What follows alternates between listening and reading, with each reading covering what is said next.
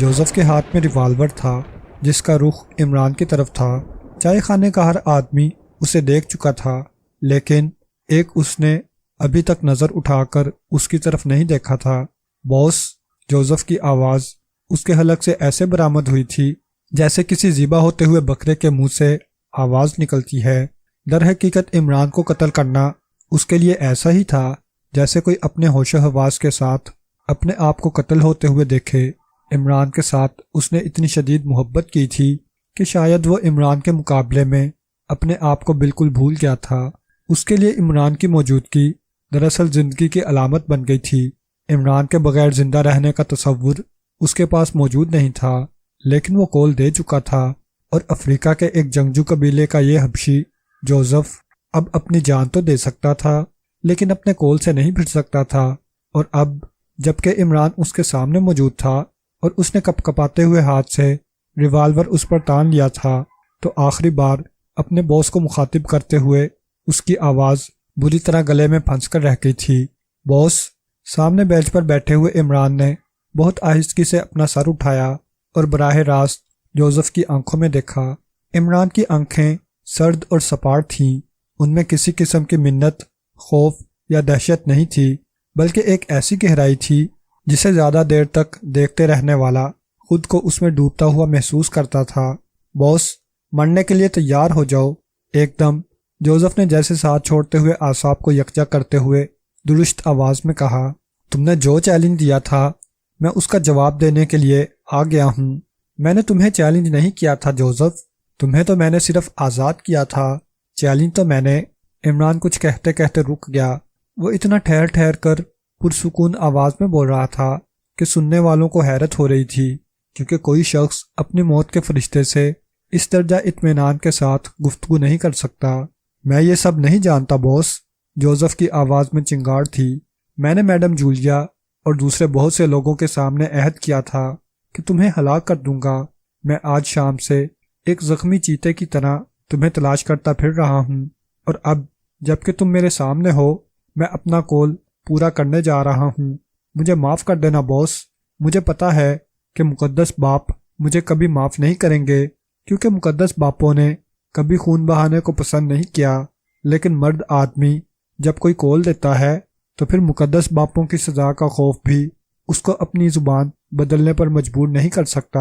مقدس باپوں کے علاوہ ایک مقدس دیوی بھی تمہیں کبھی معاف نہیں کرے گی جوزف، عمران نے اسی طرح سرد اور ٹھہری ہوئی آواز میں کہا۔ تم کس مقدس دیوی کی بات کر رہے ہو باس؟ جوزف ایک دم الجھن میں پڑ گیا۔ جولیا، عمران نے سپاٹ چہرے کے ساتھ کہا۔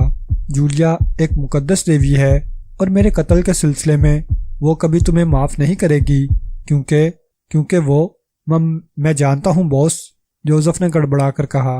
میں جانتا ہوں کہ میڈم جولیا تمہارے قتل کے خلاف ہے، لیکن تمہارا خط سن کر میں نے میڈم جولیا کو بری طرح روتے ہوئے دیکھا ہے، اور جب میں نے تمہارے قتل کا عہد کیا تھا تو اس کا تمہارے لیے آنسو بہاتا ہوا چہرہ بھی میرے سامنے تھا، لہٰذا میں ہر صورت میں تمہیں ہلاک کر کے واپس لوٹوں گا، چاہے اس کے بعد مجھے خودکشی ہی کیوں نہ کرنی پڑے۔ تم ایسا نہیں کر سکتے جوزف، عمران نے اس طرح کہا جیسے اسے کوئی ہدایت دے رہا ہو، کیونکہ تم مجھ سے محبت کرتے ہو، کیونکہ تم خود کو میرا غلام کہہ چکے ہو، کیونکہ میرے مرنے کے بعد تم بھی زندہ نہیں رہ سکتے۔ میں تم سے محبت کرتا ہوں باس، جوزف کی آواز کسی نازک دل بچے کی طرح بھرا گئی تھی۔ تم ٹھیک کہتے ہو، میں تمہارا غلام ہوں باس۔ اس کی نشے سے چور ادکلی آنکھوں میں آنسو مچلنے لگے تھے۔ یہ بھی درست ہے کہ تم زندہ نہیں ہوگے تو پھر میں بھی زندہ نہیں رہوں گا، لیکن اس کے باوجود میں تمہیں قتل ضرور کروں گا، میں تمہیں قتل کر دوں گا، کیونکہ میں نے ایسا کرنے کی قسم کھائی ہے۔ میں مجبور ہوں، میں مر سکتا ہوں لیکن اپنی قسم نہیں توڑ سکتا۔ مجھے معاف کر دینا باس۔ جوزف کی آواز روندی ہوئی تھی، اور وہ اس طرح اٹک اٹک کر کراہتی ہوئی آواز میں بول رہا تھا جیسے المیہ فلموں میں المناکی کا شکار ہونے والا کردار محنت سے تیار کیے ہوئے مکالموں کو بھرپور المیہ کیفیت کا مظاہرہ کرتے ہوئے بولتا ہے، لیکن جوزف کے منہ سے نکلنے والے الفاظ کسی فلم کے رٹے رٹائے مکالمے نہیں تھے۔ وہ جو کچھ کہہ رہا تھا وہ صحیح تھا، اور چائے خانے میں دم بخود بیٹھے ہوئے لوگ جو یہ سب کچھ دیکھ رہے تھے وہ ایک ننگی حقیقت تھی، کیونکہ گالوں پر بہہ نکلتے ہوئے آنسوؤں کو پوچھے بغیر جوزف نے اپنا ریوالور والا ہاتھ سیدھا کیا تھا اور براہ راست عمران کا نشانہ لے لیا تھا۔ پھر اس کی انگلی ٹریگر کو چھونے لگی تھی۔ اس نے اپنا خالی ہاتھ اٹھا کر ریوالور والے ہاتھ پر رکھ دیا۔ یوں معلوم ہوتا تھا جیسے ایک معمولی سے ریوالور کا ٹریگر دبانا اس کے لیے اتنا مشکل ہو گیا ہے جیسے تنہا منو بوجھ اپنی جگہ سے کھسکانے کی ناپسندیدہ ڈیوٹی سر انجام دے رہا ہو۔ لوگوں نے دیکھا کہ جوزف کی آنکھیں میچ گئی تھیں۔ اس نے مضبوطی سے اپنی آنکھیں بند کر لیں اور پھر ٹریگر پر اس کی انگلی کا دباؤ بڑھتا گیا۔ گولیاں اپنی میکان کی رفتار سے ہدف کی طرف بڑھی تھیں اور اس کے فوراً بعد ہی چائے خانہ ایک دم شور و غل اور چیخوں سے بھر گیا تھا۔ یہ شور و غل اور چیخیں وہاں بیٹھے ہوئے لوگوں کی مختلف ٹولیوں میں سے بلند ہوئی تھیں، کیونکہ جس بات کے خوف نے ان کی زبانیں گنگ کر رکھی تھیں وہ ہو چکی تھی، اور اب وہ چیخ سکتے تھے اور اپنی اپنی جگہ چھوڑ کر مضبوطی سے قدم جما کر کھڑے ہوئے جوزف کی طرف جھپٹ سکتے تھے، جس کی آنکھیں ابھی تک بند تھیں لیکن وہ اپنا کام کر چکا تھا۔ افریقہ کے اس طویل القامت حبشی نے جو بات اپنی زبان سے نکالی تھی اسے بالآخر پورا کر دکھایا تھا۔ میں نے باس کو ہلاک کر دیا، اس نے اسی طرح بند آنکھوں کے ساتھ بڑبڑاہٹ کے ساتھ کہا۔ یوں معلوم ہوتا تھا جیسے وہ خواب میں بول رہا ہو، لیکن اس کی یہ خواب آلود بڑبڑاہٹ خود اس کے کانوں تک بھی پہنچ نہیں پائی ہوگی، کیونکہ شور بہت بڑھ گیا تھا اور لوگ اب اس کے بہت نزدیک پہنچ چکے تھے۔ تندیلا مارواڑی ابھی تک گمسم اپنے چبوترے پر بیٹھا تھا۔ سلیمان نے ایک نیا ہی ناٹک رچا لیا تھا، اور یہ ناٹک ایسا تھا جس نے سیکرٹ سروس کے بڑوں بڑوں کو کچے دھاگے کی طرح عمران کے فلیٹ پر کھینچ لیا۔ سر سلطان، صفدر، رانا، سیکرٹ سروس کے بہت سے دیگر کارکن اس وقت سلیمان کے گرد پریشانی کے عالم میں بیٹھے تھے اور بھوں بھوں کرتے ہوئے روتے ہوئے سلیمان کو مکمل بے بسی کے ساتھ دیکھ رہے تھے۔ عمران کے فلیٹ پر سب سے پہلے پہنچنے والوں میں سر سلطان پہلے آدمی تھے، کیونکہ سلیمان کے ناٹک کی سب سے پہلے انہی کو خبر ہوئی تھی۔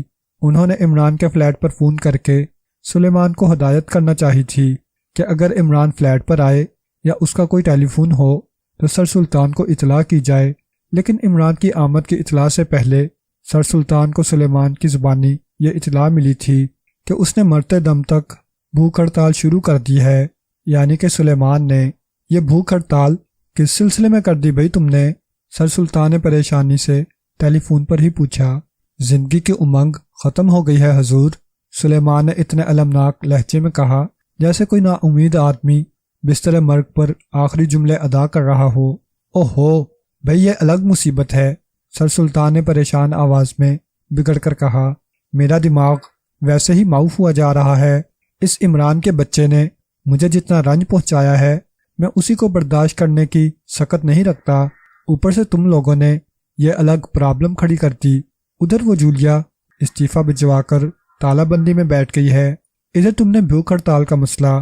اچھا یہ بتاؤ کہیں کھانے کا سامان تو ختم نہیں ہو گیا؟ جی نہیں حضور، کھانے کا سامان تو بھرا پڑا ہے، 8-10 طرح کی ہانڈیاں پڑی ہیں اس وقت فریج میں، اور باقی بھی اللہ کا فضل ہے، لیکن اب نمک کو منہ لگانے پہ جی نہیں مانتا۔ خدایا کیا جہالت ہے، سر سلطان واقعی بگڑ گئے تھے۔ اچھا ٹھیک ہے میں آتا ہوں۔ اس کے بعد انہوں نے بلیک زیرو کو ٹیلی فون کر کے صفدر اور دیگر لوگوں کو عمران کے فلیٹ پہنچنے کی ہدایت کا حکم دیا تھا، اور یہ لوگ ان کے چند ہی منٹ بعد ایک ایک کر کے وہاں پہنچ گئے تھے، اور اب سلیمان ان کے سامنے زاروں کی طار بھوں بھوں کر کے رو رہا تھا۔ ارے میاں تمہیں عمران کا دکھ مجھ سے زیادہ تو نہیں ہوگا، تم تو اس کے ملازم ہو، لیکن میرے اس کے تعلقات تو باپ بیٹے جیسے تھے، اور سچ پوچھو تو وہ رحمان صاحب سے زیادہ مجھ ہی سے انس محسوس کرتا تھا۔ اس کی وجہ شاید یہ رہی ہو کہ رحمان صاحب اس کے طرز زندگی سے جتنے زیادہ بیزار تھے، میں اسی قدر عمران کی صلاحیتوں پر اس کی حوصلہ افزائی کرتا تھا۔ بے شک وہ انتہائی ذہین، انتہائی حوصلہ مند اور نازک ترین موقعوں پر اعلیٰ ترین حکمت عملی کا مظاہرہ کرنے والا نوجوان تھا، لیکن سر سلطان کی آواز میں نمی آ گئی تھی۔ لیکن یہ ایک اصولی بات ہے، اور میں کسی بھی قیمت پر اصولوں کا سودا کرنے کے لیے تیار نہیں، نہیں، بالکل نہیں۔ انہوں نے زور زور سے انکار میں سر کو حرکت دی اور پھر جیب سے رومال نکال کر اپنی آنکھوں پر رکھ لیا۔ صفدر نے اٹھ کر سر سلطان کے کندھے پر ہاتھ رکھ کر تسلی دینے کے لیے بے اختیار اپنی جگہ چھوڑی تھی، لیکن ایسا کرنے سے پہلے ہی واپس اپنی جگہ پر جا بیٹھا۔ سر سلطان جیسے آدمی کے آنکھوں میں وہ آنسوؤں کے لیے فقط اتنی تسلی کافی نہیں تھی۔ صفدر سر سلطان کو جانتا تھا اور ان کے احترام نے اسے ایسا کرنے سے باز رکھا تھا۔ مجھے ان سے عشق تھا جی، سلیمان نے اب رونا بند کر دیا تھا اور ٹوٹی ہوئی آواز میں آہستہ آہستہ بولنا شروع کر دیا۔ مجھے ان سے عشق تھا جی، جیسے سلیمان مثال تلاش کرنے کے لیے سوچ میں پڑ گیا۔ اس دوران میں اس کی حیثیت اور علم کے مطابق کئی مثالیں اس کے دماغ میں آئی ہوں گی، کیونکہ مثال کی تلاش میں خاموش ہو کر وہ سر کو حرکت دینے لگا تھا اور بار بار منہ سے ہوں ہوں کی آواز نکال رہا تھا۔ پھر اس نے سر اٹھایا۔ بس جی، یوں کہ مجھے ان سے ایسا عشق تھا جیسے کسی کو ہو سکتا ہے۔ وہ مجھے ڈانٹتے پھٹکارتے تھے، بد دعائیں دیتے تھے، تانے دیتے تھے، لیکن میں ان کے دل کو جانتا تھا جی۔ سلیمان کی بھیگی ہوئی آنکھیں چمک اٹھیں۔ ان کا دل نہیں تھا جی، ہیرا تھا، ہیرا۔ میں اس گھر کا ملازم تھا، لیکن انہوں نے مجھے یہاں کا مالک بنا دیا تھا۔ میں ان کا نمک خوار ہوں جی۔ میرے خون میں اب جتنا نمک ہے وہ انہی کا ہے۔ میں ان کو چھوڑ کر جاؤں تو اپنا مردہ دیکھوں۔ میں نمک حرام نہیں ہوں جی۔ مردہ تو تم اب بھی اپنا دیکھ لو گے سلیمان، رانا نے ذرا تمسخر سے کہا۔ اگر تم نے بھوک ہڑتال جاری رکھی تو انشاءاللہ جلد ہی نمک حرامی نہ کرنے کے باوجود تم اپنا مردہ دیکھ لو گے۔ میرے جی میں کوئی میل تو نہ ہوگا نا؟ سلیمان نے ناپسندیدہ نظروں سے رانا کی طرف دیکھا تھا۔ میرے جی میں کھوٹ نہ ہوگا تو میرے زمین پر بھی کوئی بوجھ نہ ہوگا، پھر چاہے میں جیوں چاہے مر جاؤں، میرے لیے ایک سی بات ہے۔ ارے میاں، یہ سب جذباتی باتیں ہیں، عقل کے ناخن لو اور ہوش سے سوچو کہ اس نالائق نے کیا حرکت کی ہے۔ سیکرٹ سروس کے ساتھ دھوکہ، قوم سے غداری اور وطن کے خلاف دہشت پسندانہ حرکتیں۔ ایسی حرکتیں کرنے والے کو تو خدا بھی پناہ نہیں دیتا۔ تم کس چکر میں پڑ گئے ہو؟ آپ دماغ والے لوگ ہیں جی، سلیمان نے ادب سے سر سلطان کی طرف دیکھتے ہوئے کہا۔ آپ نے اپنے دماغ سے جو کام لینا تھا وہ لے لیا۔ آپ نے عمران صاحب کو قتل کرانے کے لیے اس کالے بھوت کو بھیج دیا جس نے سالہ سال ان کا نمک کھایا۔ اس نمک خراب نے وہی جاہل حبشیوں والی حرکت کی اور پوری 4 بوتلیں چڑھا کر بھرا ہوا پستول تھام کر نکل گیا۔ آپ دماغ والے ہیں جی، آپ نے جو کیا ٹھیک کیا ہوگا، لیکن میرے پاس آپ جیسا دماغ نہیں ہے۔ میں عمران صاحب جیسے ہیرے آدمی کو موت کے حوالے کرنے کا ووٹ نہیں دے سکتا۔ میں ایک سیدھا سادہ دیہاتی آدمی ہوں۔ عمر شہر میں گزری تو کیا، گدی میں عقل تو وہی ہے نا، بھیڑیں چرانے والے کی۔ بس میں وہ نہیں کر سکتا جسے کرنے میں آپ کو کوئی آر نہیں۔ لیکن آپ یاد رکھیں حضور، اب عمران صاحب نہیں ہوں گے تو پھر آپ کا محکمہ بھی نہ ہوگا۔ آپ اچھی طرح جانتے ہیں کہ آپ کے محکمے کی ساری عزت ساکھ انہی کے دم سے تھی۔ اب آپ خود دیکھ لینا کہ سلیمان نے اپنا جملہ ادھورا چھوڑ دیا اور ایک بار پھر بھوں بھوں کر کے رونا شروع کر دیا۔ کسی کی سمجھ میں نہ آ رہا تھا کہ آخر اس کا کیا کیا جائے۔ سلیمان کی آواز بتدریج بلند ہوتی چلی گئی۔ سلیمان میاں، ہوش کی دعا کرو، سر سلطان نے آہستگی سے کہا۔ وہ سلیمان کی محبت کو اب خاصی حد تک محسوس کرنے لگے تھے۔ اچانک سلیمان کی آواز بند ہو گئی تھی اور اس کا سر ایک دم دائیں جانب کو ڈھلک گیا۔ سلیمان، صفدر نے ایک دم اپنی جگہ سے اٹھ کر اس کی جانب بڑھتے ہوئے کہا۔ اس کا ڈھلکا ہوا سر دیکھ کر سبھی چونک اٹھے تھے۔ صفدر نے سلیمان کو چھوا تو وہ بے جان پتھر کی طرح زمین پر لڑک گیا، بے ہوش ہو گیا ہے۔ صفدر نے اداسی سے اس کا بازو تھامتے ہوئے کہا۔ کیا حماقت ہے، سر سلطان نے اپنی جگہ سے اٹھتے ہوئے کہا۔ جذباتیت کی بھی کوئی حد ہوتی ہے۔ پھر انہوں نے صفدر کی طرف دیکھ کر کہا، اسے ہاسپٹل لے جاؤ اور اسپیشل وارڈ میں اسپیشل پیشنٹ کی حیثیت سے داخل کرا دو، وہ خود ہی اس کا بندوبست کر لیں گے۔ پھر وہ پریشانی اور تھکن کے ساتھ زور زور سے ہاتھ کو جھٹکتے ہوئے باہر کی طرف چل دیے۔ جولیا پر ایک ہی طرح کی دیوانگی طاری تھی۔ اسے خبر ہو چکی تھی کہ جوزف نشے میں چور ریوالور لے کر شہر کے کونے کونے میں عمران کو تلاش کر رہا ہے۔ وہ میٹنگ ہال میں جوزف کی زبانی عمران کو ہلاک کرنے کی بات بھی سن چکی تھی اور عمران کی معرفت جوزف کے بارے میں خاصی حد تک جانتی تھی۔ بار بار اس کا جی چاہ رہا تھا کہ X2 کو ٹیلی فون کرے، لیکن صفدر کے ہاتھ جولیا کا استعفیٰ وصول کرنے کے بعد ایکسٹو نے جس کرخت لہجے میں جولیا کو آئندہ ہدایت تک اپنے گھر پر موجود رہنے کی ہدایت کی تھی، اس نے جولیا کے ہاتھ پاؤں پھلا دیے تھے۔ کسی بھی ٹیلی فون نمبر پر جولیا کو کوئی تسلی بخش جواب نہیں مل رہا تھا۔ بالآخر اسے رہا نہیں کیا، اس نے لرزتے ہوئے ہاتھوں سے ایکس2 کا مخصوص نمبر ڈائل کیا اور دھڑکتے ہوئے دل کے ساتھ دوسری طرف بجنے والی گھنٹی کی آواز کو سنتی رہی۔ پہلی مرتبہ گھنٹی کی آواز رکتے ہوئے اس کے کان میں وہی بررائی ہوئی آواز سنائی دی جو ایکس2 سے منسوب تھی۔ یس، ایکس2 اسپیکنگ، میں جولیا بول رہی ہوں جناب۔ جولیا کی آواز میں جھجک تھی۔ ہاں جولیا، بولو، کیا تم نے اپنے جذباتی فیصلے پر نظر ثانی کر لی ہے؟ برائی ہوئی آواز میں پوچھا گیا۔ نہیں سر، جولیا کی زبان اٹکی۔ میں ابھی تک اپنے فیصلے پر قائم ہوں۔ دراصل جولیا، ایکس2 کی آواز سرد ہو گئی تھی۔ اگر یہ بات نہیں تو پھر تم کیا کہنا چاہتی ہو؟ جوزف کیا واقعی عمران کو ہلاک کر دے گا جناب؟ جولیا بے دھیانی میں کہہ رہی تھی اور اس کے ساتھ ہی اس کا گلا خشک ہو گیا تھا۔ وہ ایکس2 کے مزاج سے آشنا تھی۔ اگر جوزف عمران کو تلاش کر سکا تو وہ یقیناً اسے ہلاک کر دے گا۔ کیا تم اس کے علاوہ کوئی اور سوال بھی پوچھنا چاہتی ہو جولیا؟ ایکس2 کی آواز میں کپ کپا دینے والی اجنبیت تھی۔ جولیا کو اپنا پورا وجود منجمد ہوتا ہوا محسوس ہوا۔ میرا مطلب ہے جناب کہ جولیا کی آواز رند گئی تھی۔ گفتگو کے دوران مطلب ہمیشہ واضح ہونا چاہیے جولیا۔ وضاحتوں کے ذریعے مطلب بتانے کو میں نے کبھی پسند نہیں کیا۔ کیا تم یہ بات بھول رہی ہو؟ نہیں جناب۔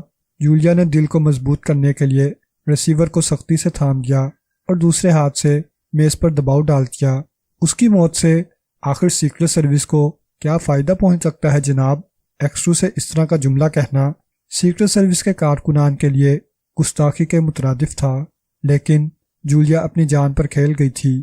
سیکرٹ سروس کا محکمہ کوئی پرچون کی دکان نہیں ہے جولیا، ایکس2 نے تحکمانہ انداز میں کہا، جہاں بیٹھ کر فائدے اور نقصان کا حساب کتاب کیا جائے۔ یہ ایک ایسا ادارہ ہے جو اپنے ملک اور اپنی قوم کی خیر خواہی کے لیے ہر قیمت اور ہر قربانی دینے کے لیے مستعد اور تیار رہتا ہے۔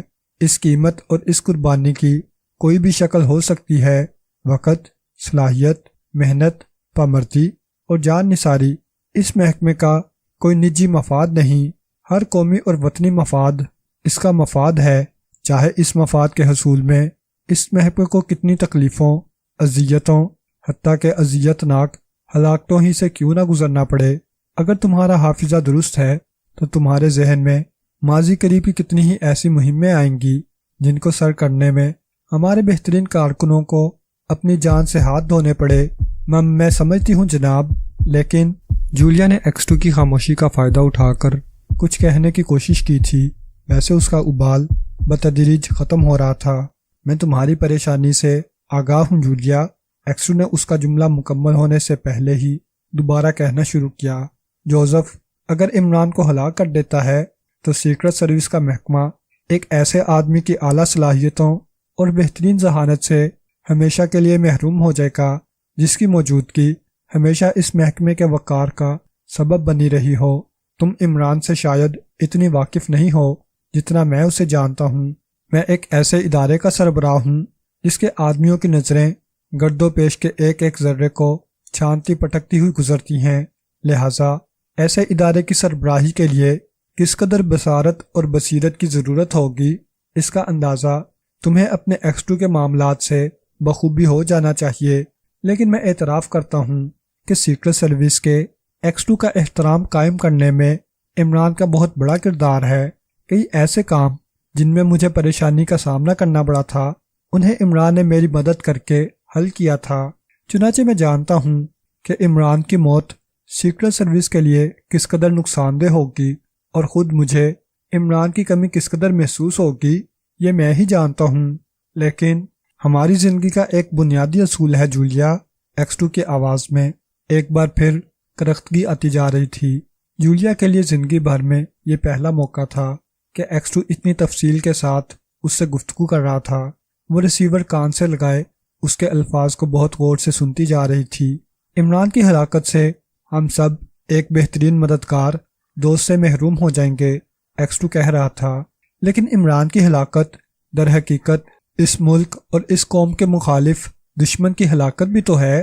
عمران اگر زندہ رہتا ہے تو سیکرٹ سروس کا محکمہ اپنے ایک دوست کو بچا رہا ہے، لیکن اگر عمران کو ہلاک کر دیا جاتا ہے تو یہ قوم اور ملک اپنے ایک دشمن سے پاک ہو جاتا ہے۔ کیا تم میری بات سمجھ چکی ہو جولیا؟ جی ہاں جناب، جولیا کی آواز میں نیم دلی تھی۔ آپ نے جو بات مجھے سمجھانے کی کوشش کی ہے میں اسے سمجھ چکی ہوں۔ اگر اس وقت تمہارے الفاظ اور خیال میں کوئی فاصلہ نہیں تو مجھے خوشی ہے۔ بہرحال تم ایک عورت ہو اور فطری طور پر جذباتیت کا عنصر تم میں زیادہ ہے، میں اس بات سے باخبر ہوں۔ خدا حافظ۔ ایکسٹو نے ٹیلی فون کا سلسلہ منقطع کر دیا۔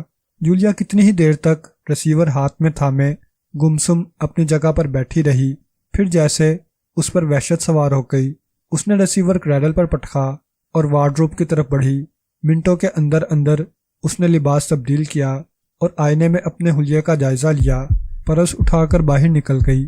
اب اس کا رخ ان تمام مقامات کی طرف تھا جہاں جہاں عمران کی موجودگی کا اسے شبہ ہو سکتا تھا، چوراہے، کتابوں کی دکانیں، کلب، ریستوران، خاص طرح کے فٹ پاتھ۔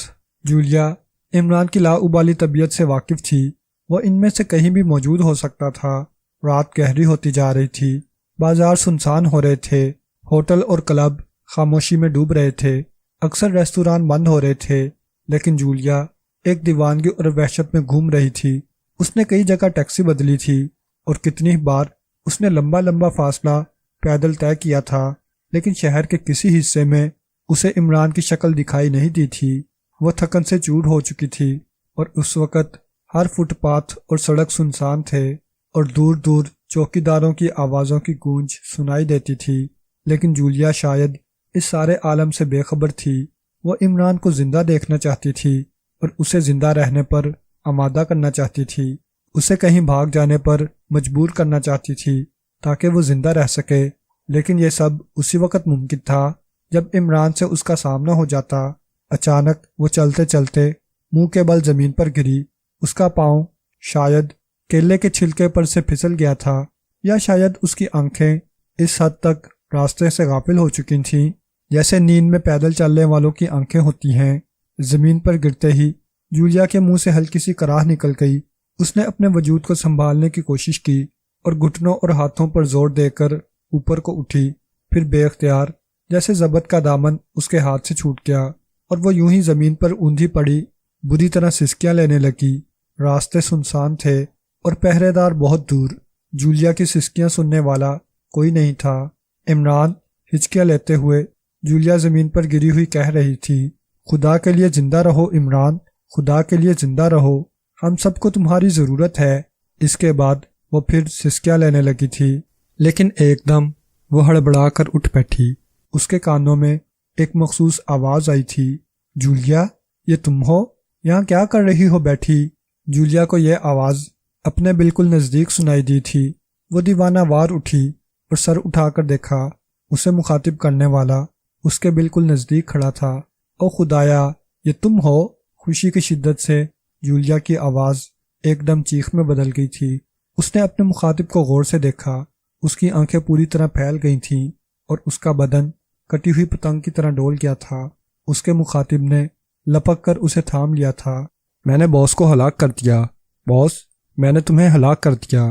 جوزف آنکھیں بند کیے جیسے خواب میں بول رہا تھا، پھر لوگوں کے اچانک اور بے تحاشا شور نے جیسے اسے چونکا دیا۔ اس نے آنکھیں کھول دیں اور تیزی سے اپنی طرف بڑھتے ہوئے لوگوں کی طرف دیکھا۔ اگلے کسی بھی لمحے میں وہ اس پر پل پڑنے والے تھے۔ خبردار، جوزف کسی چیتے کی سی پھرتی سے پیچھے کی طرف ہٹا۔ اگر تم میں سے کسی نے میرے قریب آنے کی کوشش کی تو وہ اپنے بدن میں ہونے والے سوراخ کا خود ذمہ دار ہوگا۔ غصے میں بپھرا ہونے کے باوجود اس کی آواز میں کوئی لڑکھڑاہٹ نہیں تھی۔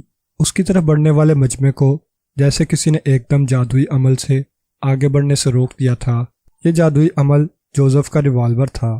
یہ ریوالور اب ان لوگوں پر تنا ہوا تھا جو جوزف کو پکڑنے کے لیے اپنی جگہ سے اٹھے تھے۔ البتہ چائے خانے کا مالک اس سارے معاملے میں ایک واحد غیر جانبدار آدمی تھا جو خوفزدہ آنکھوں سے شروع سے اب تک یہ منظر اپنی جگہ پر بیٹھا مستقل دیکھ رہا تھا۔ لوگ زمین سے جکڑے ہوئے ساکت کھڑے تھے اور جوزف چندیائی ہوئی نظروں سے انہیں گھور رہا تھا۔ تم نہیں جانتے یہ کون آدمی تھا جسے میں نے ابھی موت کی نیند سلا دیا ہے؟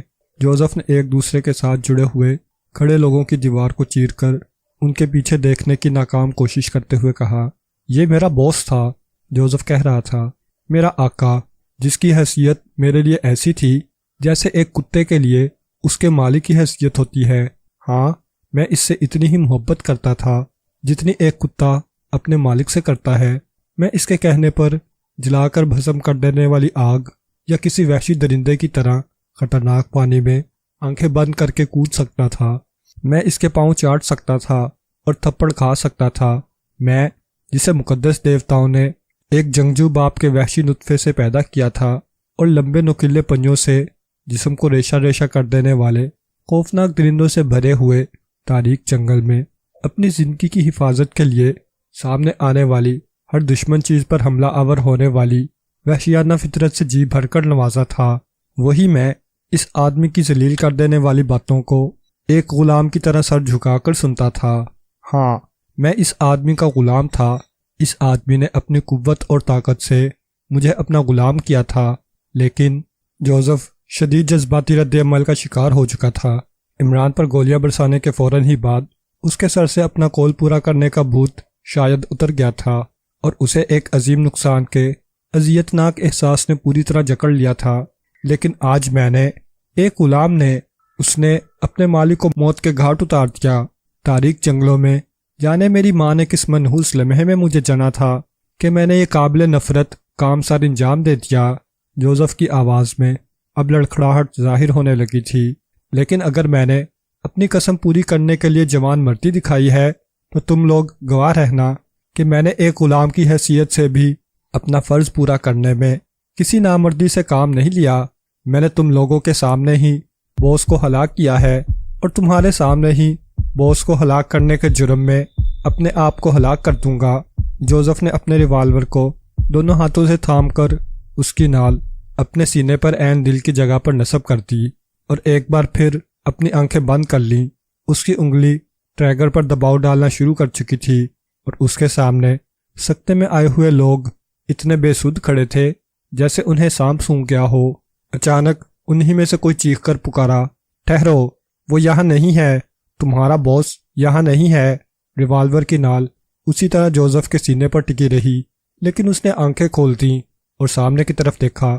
لوگوں نے اس کی نظروں کو راستہ دینے کے لیے اپنی اپنی جگہ چھوڑ دی اور جوزف نے آنکھیں کھول کر سامنے اس مقام کی طرف دیکھا جہاں ابھی کچھ دیر پہلے عمران بیٹھا تھا، اور جوزف نے اس کا نشانہ لے کر لگاتار گولیاں چلائی تھیں۔ عمران واقعی موجود نہیں تھا۔ جوزف نے زور سے سر کو جھٹکا دیا اور لمبے لمبے ڈگ بھرتا ہوا دیوار کے ساتھ لگے اس بینچ کی طرف بڑھا۔ بینچ کے نزدیک پہنچ کر اس نے غور سے اس مقام کو دیکھا جہاں یقینی طور پر چند ہی منٹ پہلے عمران موجود تھا، لیکن اب وہ وہاں نہیں تھا۔ البتہ دیوار پر گولیوں کے نشانات واضح تھے۔ جوزف نے ایک ایک نشان کو انگلی سے چھو کر اپنا یقین کرنے کی کوشش کی۔ 1 2 3 4 دیوار پر 4 گولیوں کے نشان تھے اور اس نے بھی عمران پر 4 ہی فائر کیے تھے۔ اس کا مطلب ہے کہ باس زندہ ہے، جوزف نے بڑبڑاہٹ کے ساتھ کہا۔ لیکن وہ آدمی کون تھا جسے میں نے ابھی؟ اس نے جملہ ادھورا چھوڑا اور تیزی سے حیرت زدہ لوگوں کی طرف پلٹا۔ مقدس دیوتا اس پر مہربان ہیں، اس نے بلند آواز میں کہا اور تیزی سے چائے خانے سے باہر نکل گیا۔ رات کے ایک سنسان سڑک کے فٹ پاتھ پر بے ہوش ہو کر گرتی ہوئی جولیا کو سنبھالنے والا عمران ہی تھا۔ چائے خانے میں جوزف کے ہاتھوں سے جان بچا کر وہ بھاگ نکلا تھا۔ چائے خانہ اس مقام سے تقریباً 100 فرلانگ کے فاصلے پر تھا۔ جوزف نے جس وقت عمران پر فائر کرنے کے لیے ریوالور تانا تھا اور اپنی آنکھیں بند کر کے وحشیانہ انداز میں لگاتار ٹریگر کو دباتا چلا گیا تھا، تو وہاں بیٹھے ہوئے لوگوں میں سے کسی ایک کی نظر بھی عمران پر نہیں تھی، بلکہ وہ سب ایک طویل قد کے سیاہ رنگ ریوالور بردار چوڑے چکلے آدمی کو دیکھ کر اتنے حیران اور پریشان ہو گئے تھے کہ ان کی نظریں مستقل جوزف کے ساتھ چپک کر رہ گئی تھیں۔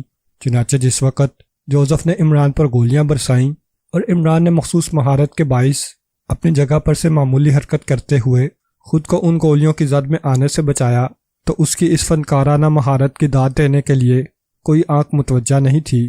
4 گولیاں چلانے کے بعد جب لمحہ بھر کے لیے جوزف کا ریوالور خاموش ہوا اور لوگ اپنی جگہ سے اٹھ کر جوزف کی طرف بڑھے تو ان کے ساتھ ہی عمران بھی اٹھا، اور جب لوگوں کے قدم جوزف کی آواز سنتے ہی زمین کے ساتھ جڑ سے گئے تھے تو عمران اس وقت تک ہوٹل سے باہر نکل چکا تھا۔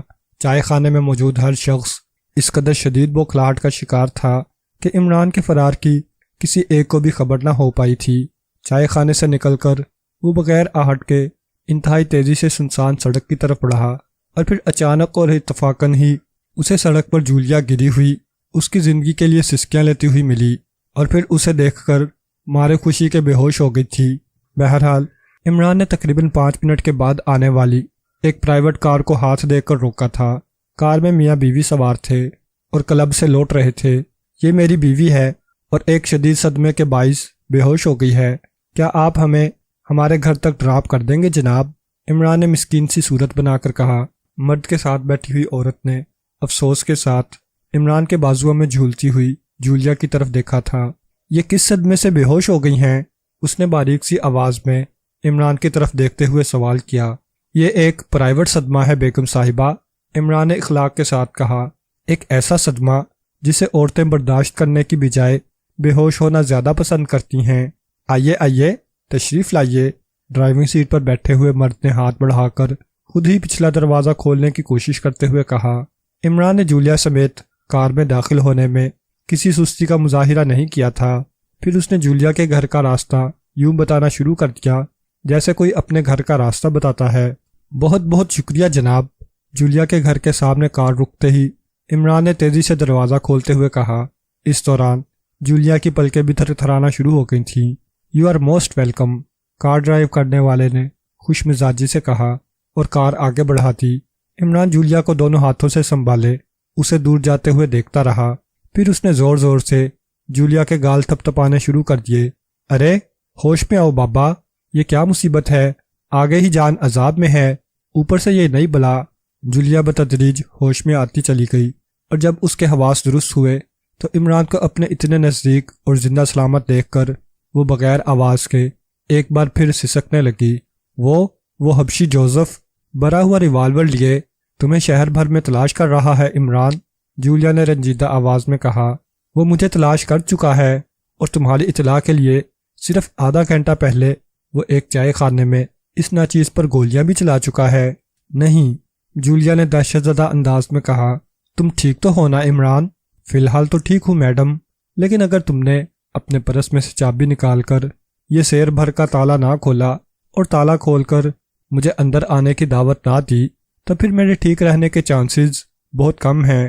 وہ بھوت کی اولاد مجھے تلاش کرتا ہوا یہاں تک بھی آ سکتا ہے، اور اس کا ریوالور بھی ابھی خالی نہیں ہوا۔ او، ایک دم جولیا کے منہ سے نکلا، اور اس نے فوراً ہی دروازہ کھولنے کے لیے پرس سے چابی نکال لی تھی۔ گھر میں داخل ہونے کے بعد عمران نے ایک لمبی سی جمائی لی اور غور سے جولیا کی طرف دیکھا۔ ایک پیالی چائے کی شکر ہوگی تمہارے ہاں؟ اس نے جولیا سے پوچھا۔ دراصل میں اپنی چائے کی پیالی اسی طرح چھوڑ کر نکل بھاگا۔ باپ رے باپ، یہ سالہ جوزف تو واقعی آج مجھے مار ہی دیتا۔ وہ تو کہو کہ وہ تمہارے خون کے پیاسے ہو گئے ہیں عمران۔ جولیا اب آہستہ آہستہ اپنے اعصاب پر قابو پا رہی تھی۔ عمران کو زندہ دیکھ کر اسے اطمینان ہو گیا تھا۔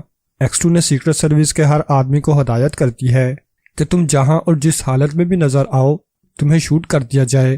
وہ کہتے ہیں کہ تم نے کسی دہشت پرست تنظیم میں شمولیت اختیار کر لی ہے، اور یہ کہ تم اپنے ملک اور قوم سے غداری کا جرم کر رہے ہو۔ کیا یہ درست ہے عمران؟ مجھے تفصیل سے ایک ایک بات بتاؤ۔ میرے پاس بتانے کے لیے بہت زیادہ باتیں نہیں ہیں بی بی، عمران نے لاپرواہی سے کہا۔ بہرحال تم چائے تو بنا لاؤ، پھر بتاتا ہوں۔ اس دوران ذرا تمہارے اس چوہے سے بھی 2-4 باتیں کر لوں جس نے میرے قتل کا حکم نامہ جاری کر دیا ہے۔ تم ایکس 2 کو ٹیلی فون کرو گے؟ جولیا کی آواز میں حیرت تھی۔ کیوں؟ اس میں اتنی حیران ہونے کی کیا بات ہے؟ ایکس 2 کو ٹیلی فون کرنے میں کوئی پہاڑ کھودنا پڑتا ہے کیا؟ نہیں عمران، جولیا کی آواز میں پریشانی تھی۔ میں تمہیں ایکس 2 کو ٹیلی فون نہیں کرنے دوں گی۔ اگر اسے پتہ چل گیا کہ تم یہاں میرے پاس ہو تو وہ یہاں بھی کسی کو تمہارے قتل کی غرض سے بھیج سکتا ہے، اور عین ممکن ہے کہ خود ہی۔ جولیا نے اندیشے سے بھرا ہوا جملہ مکمل کرنے سے پہلے ہی ختم کر دیا۔ میری یہاں موجودگی کی اگر اسے خبر ہو بھی جائے تو کیا قیامت آ جائے گی جولیا؟ عمران نے اطمینان سے کہا۔ سچ سچ بتاؤ، کہیں تم اس بات سے خائف تو نہیں کہ ایکس2 اس بات پر تمہارے خلاف ایکشن لے لے گا کہ تم نے مجھے قتل کرنے کی بجائے گھر میں پناہ کیوں دی؟ تم غلط سوچ رہے ہو عمران، جولیا نے ایک دم ناراضگی سے کہا۔ تمہاری اطلاع کے لیے میں صفدر کے ہاتھ ایکس2 کو سیکرٹ سروس کی ملازمت سے تحریری استعفیٰ بھجوا چکی ہوں، اور اس کی واحد وجہ وہ حکم ہے جو ایکس2 نے تمہارے قتل کے سلسلے میں جاری کیا ہے۔ اس کے علاوہ ایکس2 نے مجھے حکم دیا تھا کہ استعفے کا فیصلہ ہونے تک میں اپنے گھر سے کہیں باہر نہیں جا سکتی، لیکن میں نے اس کے حکم کی کوئی پرواہ نہیں کی اور تمہاری تلاش میں اس گنجان شہر میں کئی گھنٹے تک ماری ماری پھرتی رہی، یہاں تک کہ نڈال ہو کر میں گر پڑی، اور پھر اچانک ہی تم یوں آ گئے جیسے خدا بہت قریب سے میری دعا سن رہا تھا۔ اور اس کے باوجود اگر تم مجھ پر شبہ کرتے ہو کہ میں تمہاری یہاں موجودگی کے باعث خائف ہوں تو… جولیا نے بات نامکمل چھوڑ دی۔ تو یہ قصہ ہے، عمران نے منہ بناتے ہوئے کہا۔ تو بی تم سیکرٹ سروس سے استعفیٰ دے بیٹھی ہو، تبھی تو میں بھی کہوں کہ یہ اپنی جولیا بی سیکرٹ ایجنٹ کی بجائے کسی نیک پروین کی طرح بے ہوش کیوں ہو گئی ہے اپنے ان کو سامنے دیکھ کر؟ یہ ان سے تمہارا کیا مطلب ہے عمران؟ جولیا بگڑ کر بولی، لیکن اس کی آنکھیں مسکرا رہی تھیں۔ یہ ان سے مراد وہ ہے جن کا نام لینے کی مجال پرانے زمانے کی عورتوں کو جیتے جی تو کبھی نہ ہوتی تھی۔ عمران چبا چبا کر لفظ ادا کر رہا تھا۔ باز آ جاؤ عمران، جولیا نے ہاتھ اٹھا کر کہا، ورنہ یاد رکھو تم سے پہلے میں ایکس2 کو ٹیلی فون کر کے تمہاری یہاں موجودگی کی خبر دوں گی، اور پھر دیکھوں گی کہ تم کیسے بچ نکلتے ہو۔ اس چوہے کی بات چھوڑو، عمران کہہ رہا تھا، اپنی بات کرو۔ تم سے بچ نکلنا واقعی بہت مشکل ہے عمران۔ ہوش کے ناخن لو اور کان کھول کر سن لو کہ بے شک میں نے سیکرٹ سروس سے استعفیٰ دے دیا ہے، لیکن ابھی میرا استعفیٰ منظور نہیں ہوا، اور ایکس2 اپنے ہر کارکن کو تمہاری ہلاکت کا اجازت نامہ دے چکا ہے۔ کیوں اپنی جان کے پیچھے پڑے ہو؟ جب تک تم چائے نہیں بنا کر لاؤ گی میں اسی طرح اپنی جان کے پیچھے پڑا رہوں گا، عمران نے پھر جمائی لیتے ہوئے کہا۔ لیکن عین اس وقت جبکہ جولیا کچن کی طرف مڑ رہی تھی، ٹیلی فون کی گھنٹی بج اٹھی۔ لو پہلے اسے سنبھالو، عمران نے آرام سے ایزی چیئر کی پشت سے سر ٹکاتے ہوئے کہا۔ اور سنو، اس نے ریسیور اٹھاتی ہوئی جولیا کو ہاتھ کے اشارے سے متوجہ کرتے ہوئے کہا، اگر ایکس2 ہو تو میری بات ضرور کرانا۔ اور واقعی دوسری طرف ایکس2 ہی تھا۔ جولیا، وہ اپنی بھرائی ہوئی آواز میں کہہ رہا تھا، میں نے رات گئے تم کو اس لیے ٹیلی فون کیا ہے کہ اگر کسی وقت عمران تمہاری رہائش پر آ جائے تو مجھے اطلاع کرنا مت بھولنا، اوکے؟ میں نے آپ کا حکم سن لیا ہے جناب۔ جولیا کی آواز پر لرزہ طاری تھا۔ لیکن وہ میرے پاس کیوں آنے لگا بھلا؟ یہ کہتے ہوئے جولیا سامنے کرسی پر نیم دراز عمران ہی کو دیکھ رہی تھی۔ کیوں کا کوئی جواب نہیں ہوتا لڑکی، ایکس2 نے سختی سے کہا، جیسے اسے جولیا کا اس طرح جواب دینا برا معلوم ہوا ہو۔ بہرحال یہ میری ہدایت ہے کہ اگر عمران تمہارے پاس آئے تو تم اس کی اطلاع مجھے کرو گی فوراً اسی وقت۔ میں کوشش کروں گی سر، لیکن آپ جانتے ہیں کہ وہ کتنا ہوشیار آدمی ہے، میں بھلا اس کی موجودگی ہی میں اسے جل دے کر کس طرح آپ کو اطلاع دوں گی؟ ٹیلی فون مجھے دو جولیا، اچانک عمران نے اسی طرح ایزی چیئر پر لیٹے لیٹے ہاتھ بڑھا کر کہا۔ مجھے خود بات کرنے دو اس چوہے سے۔ نہیں، جولیا نے بوکھلا کر ماؤتھ پیس پر ہاتھ رکھے بغیر بے اختیار کہا، تم بات نہیں کرو گے؟ تمہیں کیا ہو گیا ہے جولیا؟ ایکس2 کی کرخت آواز اس کے کان میں آئی۔ کیا ایک ہی وقت میں تم میرے علاوہ کسی اور سے بھی گفتگو کر رہی ہو؟ نہیں جناب، بالکل نہیں۔ جولیا کی بوکھلاہٹ عروج پر تھی۔ میرا ذہن بہت پریشان ہے، اس لیے جولیا، ایکس2 نے ٹھہری ہوئی شفاق آواز میں کہا، مجھے درست طور پر بتاؤ اس وقت تمہارے پاس کون ہے؟ کوئی بھی تو نہیں جناب، میں اکیلی ہوں اس وقت، بالکل اکیلی، آپ یقین کریں۔ اچانک عمران نے اپنی جگہ سے اٹھ کر جولیا کے ہاتھ سے ریسیور چھین لیا۔ میں عمران ہوں، کیا تم ایکس2 ہو؟ عمران کی آواز میں دور تک سوراخ کر دینے والا ایک نوکیلا پن تھا۔ عمران صاحب، دوسری طرف بلیک زیرو کی آواز بری طرح لڑکھڑا گئی تھی۔ کیا آپ واقعی وہاں موجود ہیں؟ اپنے لہجے کو سنبھالو مسٹر ایکس2، عمران نے اسی طرح نوکیلے لہجے میں کہا۔ اور اگر میری موت کا تمہیں اتنا ہی انتظار ہے تو پھر آ جاؤ، میں یہاں جولیا کے مکان پر تمہارا انتظار کر رہا ہوں۔ آج یہ کام بھی ختم ہو جانا چاہیے۔ آپ میری بات تو سنیں عمران صاحب، دراصل یہ ساری ہدایات سر سلطان کے حکم، مجھے تمہارا ہر چیلنج منظور ہے مسٹر X2۔ تم بہت شوق سے مجھے ہلاک کرنے کی حسرت پوری کر سکتے ہو، اور اس کے پیچھے تمہاری جو خواہش کام کر رہی ہے میں اس کو بھی جانتا ہوں۔ آپ کیسی باتیں کر رہے ہیں عمران صاحب؟ بلیک زیرو ہر درجے پریشان ہو کر کہہ رہا تھا۔ آپ کو تو معلوم ہی ہے کہ آپ کے سامنے میری حیثیت، لوگ اپنی حیثیت بھول جاتے ہیں مسٹر X2۔ عمران کا لہجہ اور طرز تخاطب اتنا کھردرا تھا کہ جولیا کے پسینے چھوٹ رہے تھے۔ وہ نہیں جانتی تھی کہ دوسری طرف X2 عمران سے کیا باتیں کر رہا ہے، البتہ عمران کی باتوں سے وہ یہی نتیجہ نکال سکتی تھی کہ دونوں میں شدید قسم کی تلخ کلامی ہو رہی ہے اور وہ ایک دوسرے پر برس رہے ہیں۔ تم بھی اپنی حیثیت بھول جاؤ اور میں بھی بھول جاتا ہوں، ہم دونوں اپنے پرانے تعلقات کو بھلا کر ایک نئی تعلق کی بنیاد رکھتے ہیں۔ آؤ اور آ کر میرے ساتھ دشمنی کے اس تعلق کی بنیاد رکھ لو۔ اگر تم میں قوت ہوگی تو مجھے ہلاک کر دو گے، ورنہ میں تم سے اپنا انتقام لوں گا، اور میرا یہ انتقام تمہاری موت کی صورت میں نہیں ہوگا۔ عمران صاحب، یہ آپ کیا کہے جا رہے ہیں؟ اب خود ہی غور کریں۔ کیا آپ نے سر سلطان کو خط نہیں لکھا؟ کیا آپ نے وزیر داخلہ کو قتل نہیں کیا؟ کیا روشن قندیلوں کے ذریعے جو ایک پورا شہر قبرستان میں تبدیل ہو گیا ہے وہ اسی دہشت پسند تنظیم کی لعنتی سازش کا نتیجہ نہیں جس میں آپ نے شمولیت اختیار کر لی ہے؟ پھر بتائیے، اب آپ کو مجھ سے یا سر سلطان سے یا کسی اور سے کیا شکایت ہے؟ جب تک آپ نے یہ ناقابل یقین قدم نہیں اٹھایا تھا اس وقت تک آپ خود ہی تو کہا کرتے تھے کہ فرض کی ادائیگی ہر حالت میں ضروری ہے، چاہے اس کے لیے محبت قربان کرنا پڑے، چاہے جان۔ بلیک زیرو کی آواز میں آہستہ آہستہ اعتماد لوٹ رہا تھا اور اس نے روانی کے ساتھ اپنی بات مکمل کی تھی۔ میں اس کے علاوہ اور بھی جانے کیا کیا کہتا رہا ہوں مسٹر X2۔ اگر سیکرٹ سروس کے پاس میری سب باتوں کا حساب موجود ہے تو پھر میری ان خدمات کا حساب بھی ہوگا جو میں نے اس محکمے کے لیے انجام دیں۔ لیکن اس کے جواب میں مجھے کیا دیا گیا؟ بتاؤ مسٹر X2، مجھے کیا دیا گیا؟ آپ کبھی اتنے جذباتی نہیں ہوئے تھے عمران صاحب، نہیں معلوم کہ آپ کو کیا ہو گیا ہے۔ بلیک زیرو کی آواز میں افسوس تھا اور جولیا عمران کا بازو مضبوطی سے تھامے اس کے سرخ ہوتے ہوئے چہرے کو دیکھ رہی تھی۔ عمران کی تلخ باتوں سے اس کی جان الگ ہوا ہو رہی تھی۔ اگر میں جذباتی ہوں تو تمہارا محکمہ بھی کچھ کم جذباتی نہیں ہے مسٹر X2، بلکہ تم لوگوں نے جذبات کے ساتھ بھی بددیانتی کا مظاہرہ کیا۔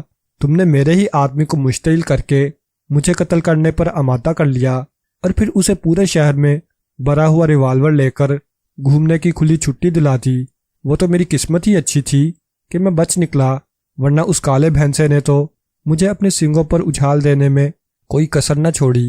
او تو کیا جوزف سے آپ کا سامنا ہو چکا ہے عمران صاحب؟ بلیک زیرو نے چونک کر پوچھا۔ تم سامنے کی بات کرتے ہو؟ میرا تو اس سے باقاعدہ آمنا سامنا ہوا ہے۔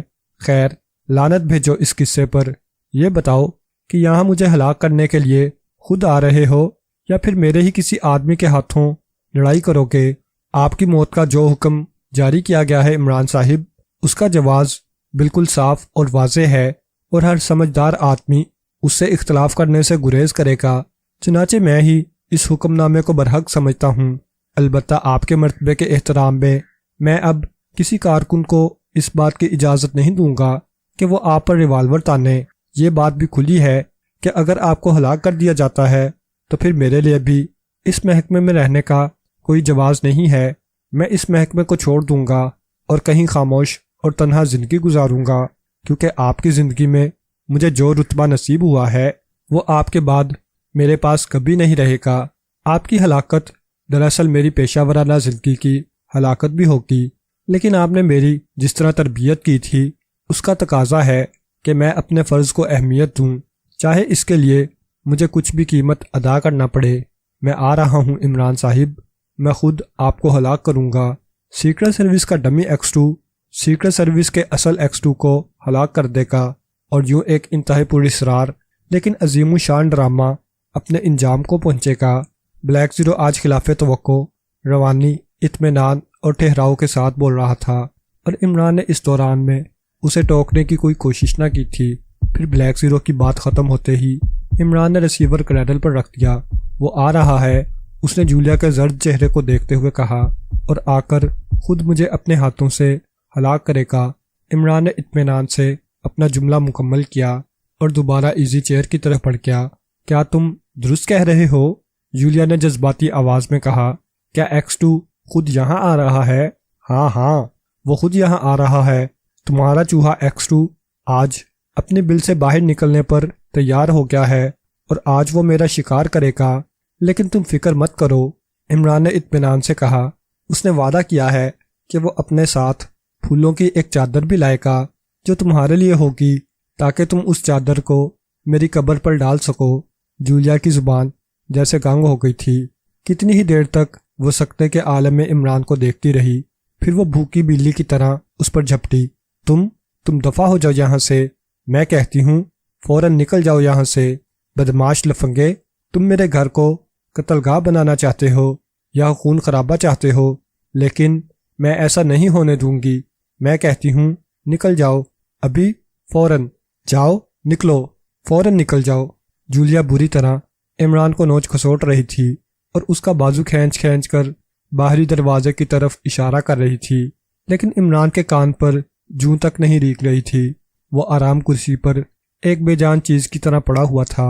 اچانک جولیا نے عمران کو نوچنا بند کر دیا اور عمران کے گھٹنوں پر سر رکھ کر بے اختیاری کے عالم میں رونے لگی۔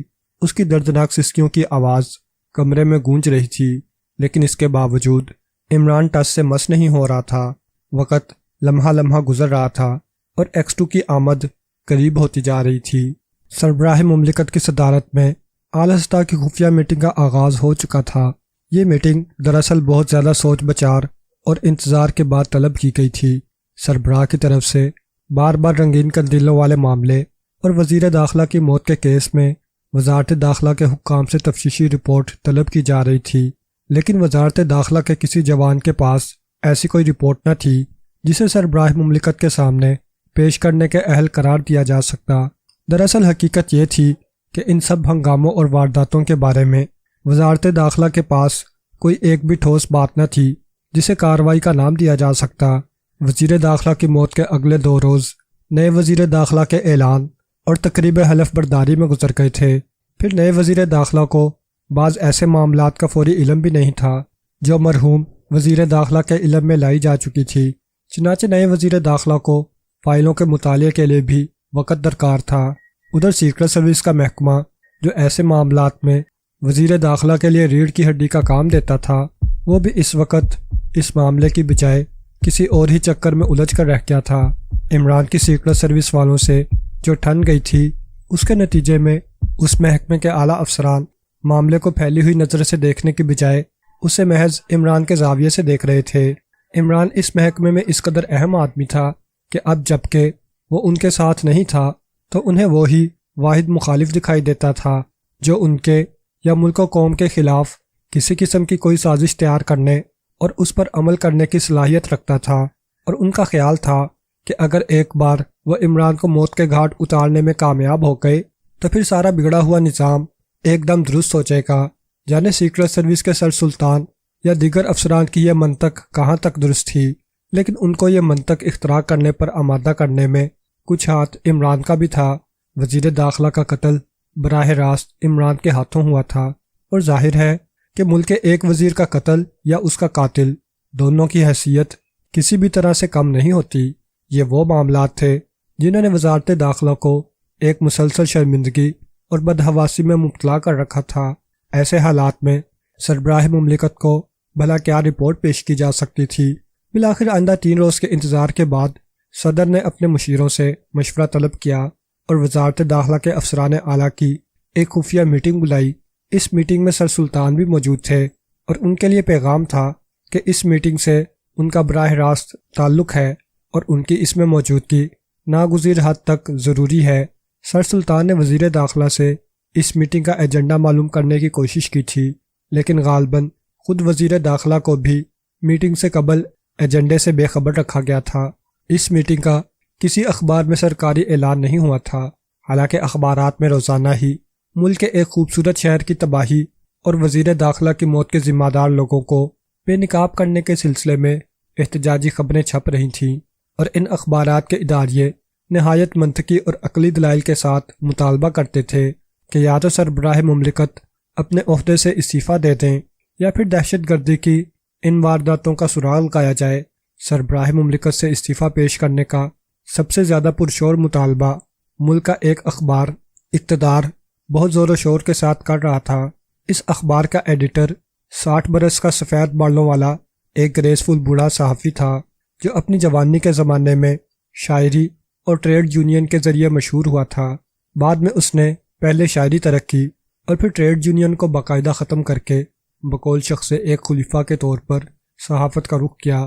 اس کے اخبار کے اداریے عام طور پر تند و تیز اور مخالفانہ ہوتے تھے، اور اس میں شائع شدہ خبروں کا انداز اشتعال انگیزی کا رجحان رکھتا تھا۔ اس صورتحال میں جبکہ ملک بھر میں خوف و ہراس پھیل چکا ہو اور سینکڑوں بے گناہ لوگ موت کے گھاٹ اتر گئے ہوں، ملک کے سربراہ سے استعفیٰ طلب کرنا درست بھی ہو سکتا تھا۔ اس کی جذباتی اور عقلی دونوں منطقیں موجود تھیں، لیکن اس کا ایک مطلب یہ تھا کہ پہلے سے پریشانی سے دوچار لوگوں کو مزید بے آسرا پن کا شکار کر دیا جائے اور توجہ کو نئے صدر کے انتخاب وغیرہ میں الجھا کر حقیقی مسئلے کو نظر انداز کر دیا جائے۔ بعض اخبارات یہ دوسرا نقطہ نظر بھی پیش کر رہے تھے، لیکن عام لوگوں کے لیے اہم بات صدر کا استعفیٰ یا صدر کی موجودگی نہیں تھی، بلکہ وہ امن چاہتے تھے، جانوں کا تحفظ چاہتے تھے اور سکون چاہتے تھے۔ یہ چیزیں انہیں جو بھی فراہم کرنے پر تیار ہو جاتا وہ اس کے حق میں تھے۔ بہرحال صدر مملکت کی پریشانی اپنی جگہ درست تھی، اور اس خفیہ اجلاس کی طلبی کسی بڑے ہی اقدام کا پیش خیمہ ہو سکتی تھی۔ میٹنگ کی خبر اخبارات کے ہاتھ نہیں لگی تھی، ورنہ جانے وہ اس کے کیا کیا مطلب تراشتے، لیکن صرف آدھ گھنٹے کی اس میٹنگ میں صدر نے صرف ایک تجویز اجلاس کے حاضرین کے سامنے رکھی اور اس پر اپنی رائے دینے کے لیے کہا۔ تجویز کا ایک ایک لفظ واضح طور پر پڑھ کر حاضرین کو سنایا گیا تھا۔ 5 منٹ کی ریڈنگ کے بعد 10 منٹ تک صدر نے خود اس تجویز کی وضاحت میں گفتگو بھی کی تھی، لہٰذا کسی کے لیے اس تجویز کو سمجھنے میں اب کوئی الجھن نہ تھی۔ غالباً یہی وجہ تھی کہ اگلے 5 منٹ میں حاضرین کے دستخطوں سے بھرے ہوئے وہ کاغذات صدر کے پاس واپس پہنچ گئے تھے جن پر تجویز ٹائپ کی گئی تھی۔ صدر نے اپنی مونوکل آنکھ پر جمائی اور دستخطوں کا معائنہ کیا، پھر انہوں نے کاغذ کو میز پر رکھ دیا اور مونوکل آنکھ سے ہٹا کر درمیان کے ایک کاؤچ پر تھکے ہوئے انداز میں بیٹھے سر سلطان کو دیکھا۔ سر سلطان، صدر کی پاٹدار آواز وسیع حال میں گونجی۔ کیا آپ اس تجویز کی حمایت نہیں کرتے؟ صدر کی آواز میں ہلکی سی حیرانی تھی۔ آپ کے دستخط اس کاغذ پر موجود نہیں ہیں؟ کیا اس کا سبب یہی ہے جو میں نے بیان کیا ہے؟ جی ہاں جناب صدر صاحب، مجھے افسوس ہے کہ میں اس تجویز کی حمایت نہیں کرتا۔ اس تجویز کا براہ راست تعلق چونکہ اس محکمے سے ہے جس کا میں سربراہ ہوں، اور تجویز کو منظور کرنے کا مطلب یہ ہے کہ میں خود اپنے قلم سے اپنی نااہلی کی دستاویز پر دستخط کر دوں، لہٰذا مجھے اس تجویز کی حمایت کرنے سے معذور سمجھا جائے۔ سیکرٹ سروس کے سربراہ کی حیثیت سے اس تجویز کی حمایت آپ کو لازمی طور پر کرنا ہوگی، دوسری صورت میں اس کا مطلب یہ ہوگا کہ ہم اس تجویز پر عمل نہ کر سکیں گے، اور حالات کا تقاضا یہی ہے کہ ہم اس پر عمل کر ہی ڈالیں، کیونکہ وزارت داخلہ اور سیکرٹ سروس والوں کی طرف سے اب تک جو رپورٹس مجھ تک آئی ہیں ان کی حیثیت تحریری کمنٹری سے زیادہ کچھ نہیں۔ میرے پاس اب تک کوئی ٹھوس نکات پر مبنی رپورٹ نہیں آئی ہے۔ میں نے یہ میٹنگ اسی تجویز پر یہاں موجود حضرات کی حمایت حاصل کرنے کے لیے بلائی تھی۔ عوام کی بے چینی اور سازشی ذہنوں کی اختراع سازی دن بدن بڑھ رہی ہے۔ آپ ہی بتائیں کہ ایسے حالات میں اگر میں نے اپنے دوست ملک کے محکمہ جاسوسی کے ماہرین کو اس کیس کے حل کے لیے بلانے کی تجویز پیش کی ہے تو اس میں آخر برائی کیا ہے؟ میں جو کچھ کرنا چاہتا ہوں اس سے میری صدارت کا تحفظ بھی ہو سکتا ہے، لیکن آپ یقین رکھیں کہ اس اقدام کے کرنے میں میری پہلی خواہش اپنے عوام کے دلوں میں پیدا شدہ خوف و ہراس کا خاتمہ ہے اور کچھ نہیں۔ میں آپ کے جذبات کی قدر کرتا ہوں جناب صدر، اور میں یہ بھی جانتا ہوں کہ دوست ملک کے ماہر جاسوسوں کو اپنے ملک میں بلانے کی دعوت دیتے ہوئے آپ کے ذہن میں سیکرٹ سروس کی اس کیس کے سلسلے میں اب تک کی کارروائی واضح ہے۔ لیکن سیکرٹ سروس کے سربراہ کی حیثیت سے میں یہ بھی جانتا ہوں کہ کسی بھی دوسرے ملک کا سیکرٹ ایجنٹ جب کسی غیر ملک میں آوارد ہوتا ہے تو وہ اس ملک کا دوست ہونے کے باوجود اپنے پیشے کی مجبوری کے تحت اس ملک کے نقائص، خامیاں اور کمزوریاں بھی اپنی گرفت میں لے لیتا ہے، اور یہ اس ملک کے مفاد میں نہیں ہوتا۔ دوسری بات یہ کہ ہمارے ملک کی سیکرٹ سروس کا جو ریکارڈ اب تک فائلوں میں محفوظ ہے، یا دنیا کے مختلف جاسوسی کے محکمے ہمارے محکمہ جاسوسی کو جس حیثیت سے جانتے ہیں، وہ ایک باوقار اور قابل رشک حیثیت ہے۔ ایسے میں اپنی شکست کا اعتراف کر کے غیر ممالک سے جاسوسی کے ماہرین کو طلب کرنا میرے لیے کسی بھی صورت میں پسندیدہ نہیں ہو سکتا، لیکن سیکرٹ سروس کی اب تک کی کارروائی صفر ہے۔ ایسے حالات میں سوائے اس تجویز پر عمل کرنے کے ہمیں دوسری کوئی راہ دکھائی نہیں دیتی۔ سر سلطان، صدر نے سنجیدگی سے رک رک کر کہا۔ ٹھیک ہے جناب صدر، سر سلطان نے اپنے سفید بالوں میں ہاتھ پھیرتے ہوئے کہا، آپ بے شک اس تجویز پر عمل کر سکتے ہیں۔ میں اپنے عہدے سے مستعفی ہو جاتا ہوں۔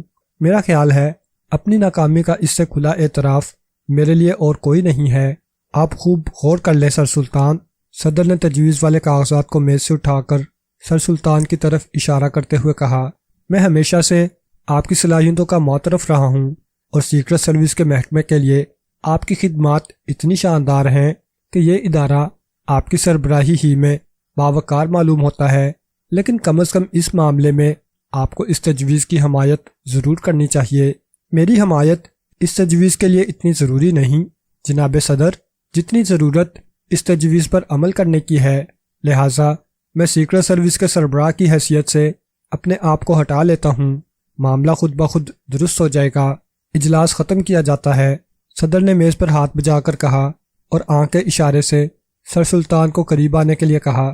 تجویز کی حمایت کرنے والے صدر کی طرف بڑھ رہے تھے، لیکن صدر کی توجہ اس وقت سر سلطان کی طرف تھی جو مزمحل قدموں سے چل رہے تھے۔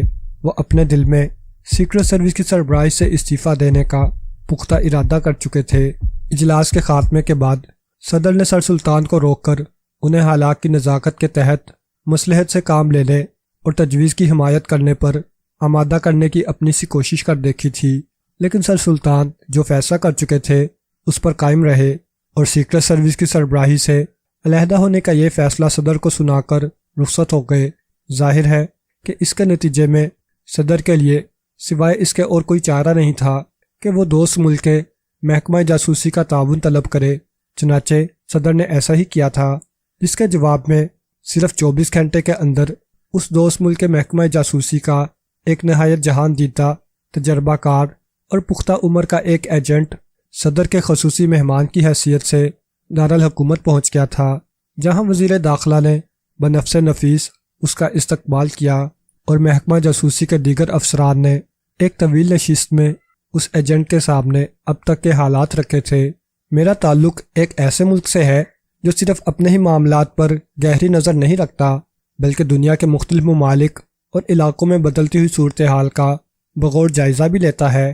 ہمارے پاس ہر ملک کے بارے میں خفیہ اطلاعات پر مبنی فائلیں موجود ہیں۔ ان اطلاعات میں سے بعض ایسی بھی ہوتی ہیں جن کے بارے میں بعض اوقات خود اس ملک کے حکام بھی نہیں جانتے۔ آپ کے ملک کے بارے میں بھی ہمارے پاس چند ایسی اطلاعات ہیں جن کا علم شاید ابھی تک آپ کو نہیں۔ آپ کے ملک روانہ ہونے سے پہلے مجھے اس فائل کا مطالعہ کرایا گیا تھا، اور یہ بات میرے لیے بہت معاون ثابت ہوئی تھی، کیونکہ آپ کے ملک کے موجودہ حالات کا ان حالات سے گہرا تعلق ہے۔ اس جہان دیدہ ایجنٹ نے، جن کا نام گراہم ووڈ تھا، سیکرٹ سروس کے افسران کو یہ بات بتا کر پریشانی میں مبتلا کر دیا تھا۔ انہوں نے دبے دبے سوالات کے ذریعے ان معاملات کے بارے میں جاننے کی کوشش کی تھی، لیکن ووڈ نے ان معاملات کے بتانے سے معذرت کر لی تھی۔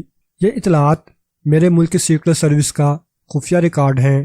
میں اس ریکارڈ کو سامنے رکھتے ہوئے آپ کے ملک میں ہونے والے واقعات کا سراغ لگانے کی کوشش ضرور کروں گا، لیکن میں یہ اطلاعات آپ تک پہنچانے سے معذور ہوں۔ گراہم ووڈ نے مسکراتے ہوئے بہت اخلاق کے ساتھ کہا، جس کے بعد اس نے سیکرٹ سروس کے کارکنوں سے ملاقات کی خواہش کا اظہار کیا تھا۔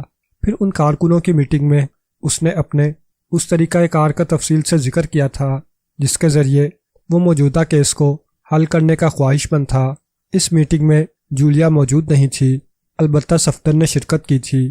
سر سلطان کے استعفیٰ کے بعد وہ خود بھی خاصا بد دل ہو گیا تھا۔ ایک طرف عمران کی سیکرٹ سروس سے علیحدگی، دوسری طرف سر سلطان کا استعفیٰ، اور تیسری طرف اپنے ایک رفیق جولیا کی سیکرٹ سروس سے بدزنی کے بعد اس کی سمجھ میں نہیں آتا تھا کہ وہ کیا کرے۔